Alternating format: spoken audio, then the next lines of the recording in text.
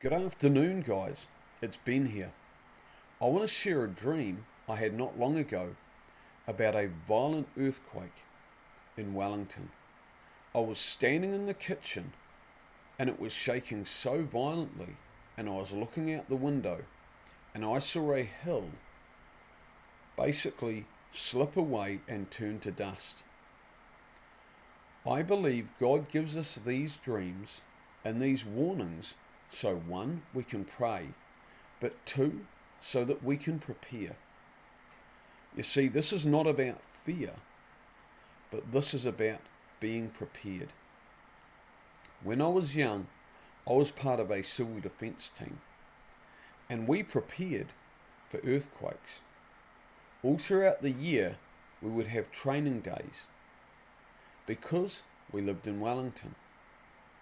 And so it was wise to do that. It's like the fire brigade. You see, they're not hoping that there'll be a fire, but they prepare so that when there is a fire, each man knows what to do. And so when a fire happens, no matter how big it is, every man knows his role. They don't run around and panic.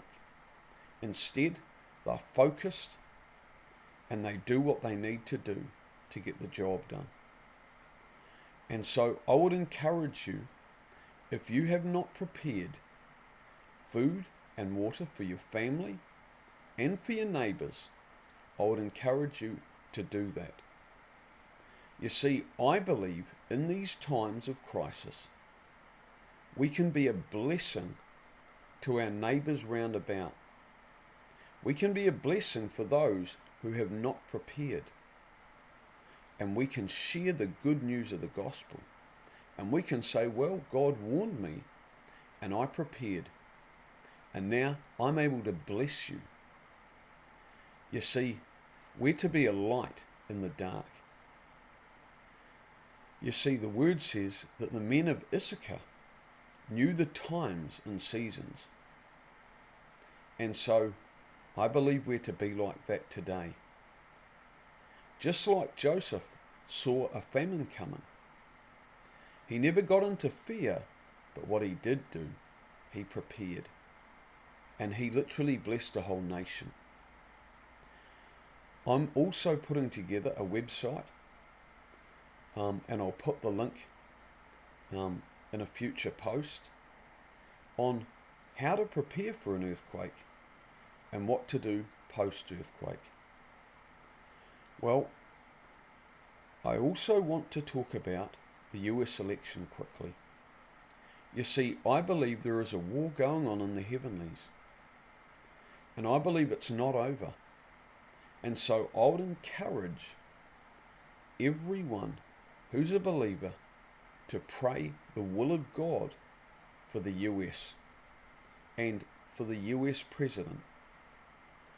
You see, I believe that the US affects every other country. And so this is a big thing. And if the will of God happens here, then we'll see the grace and mercy of God, not just in the US, but worldwide.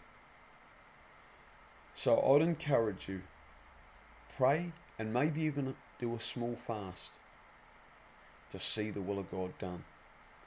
Well, guys, I hope that encouraged you.